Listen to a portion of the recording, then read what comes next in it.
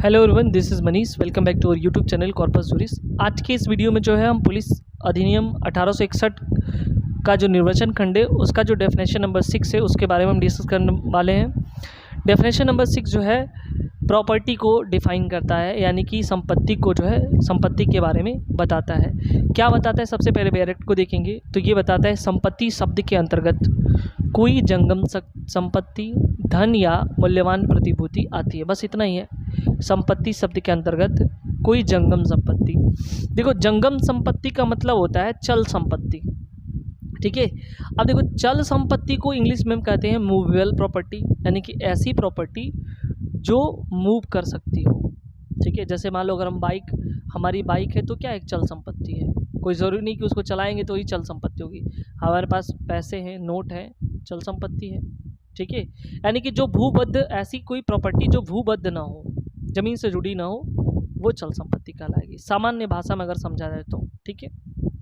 तो कह रहे कि इसमें कोई जंगम संपत्ति या चल संपत्ति आए, या कोई धन हो,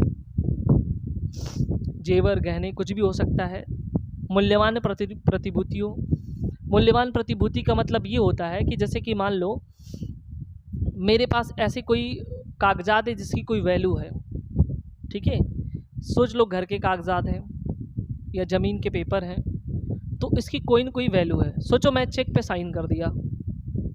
मान लो कि मेरे पास चेक है, हम जो है 10,000 या 20,000 या 2 लाख रुपए अब जो है साइन करके हम दे दिए किसी को, वो एक मूल्यवान प्रतिभूति है।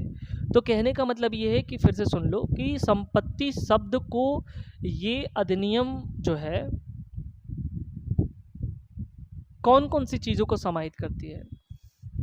तो सबसे पहला कि इसमें जंगम संपत्ति हो, नंबर 2 धन, नंबर 3 मूल्यवान प्रतिभूति। ये 3 चीज़ें यहाँ पे बताया गया कि आती है। ठीक है। तो ये याद रखिएगा, जंगम संपत्ति और चल संपत्ति और मूल्यवान प्रतिभूति, क्योंकि एग्ज़ाम में क्या होता है कि आपको जो है ऑप्शन मिलेगा। ठीक है।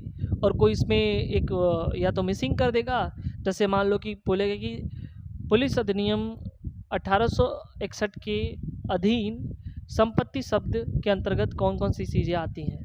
ठीक है। ऑप्शन नंबर फर्स्ट जंगम संपत्ति या चल संपत्ति, ऑप्शन नंबर सेकंड मूल्यवान प्रतिभूति, ऑप्शन नंबर थर्ड उपरोक्त दोनों, ऑप्शन नंबर फोर्थ इनमें से कोई नहीं। ठीक है। तो जब आप पढ़े रहेंगे तो आप मार के आएंगे उपरोक्त दोनों, बोथ ए एंड बी। क्यों? क्योंकि चल संपत्ति या जिसे जंगम संपत्ति कहते हैं वो तो शामिल है ही, साथ में मूल्यवान प्रतिभूति भी शामिल है। या बन सकता है तीनों आपको दे सकता है और लास्ट में लिख देगा इनमें से कोई नहीं, यानी जंगम संपत्ति, मूल्यवान प्रतिभूति और धन, और लास्ट ऑप्शन इनमें से कोई नहीं। तो हमको क्या लगाना है? या ये दे सकता है कि उपरोक्त सभी, इनमें से कोई नहीं, या उपरोक्त सभी, तो हम उपरोक्त सभी मारेंगे क्योंकि तीनों उसकी कैटेगरी में आते हैं। ठीक है।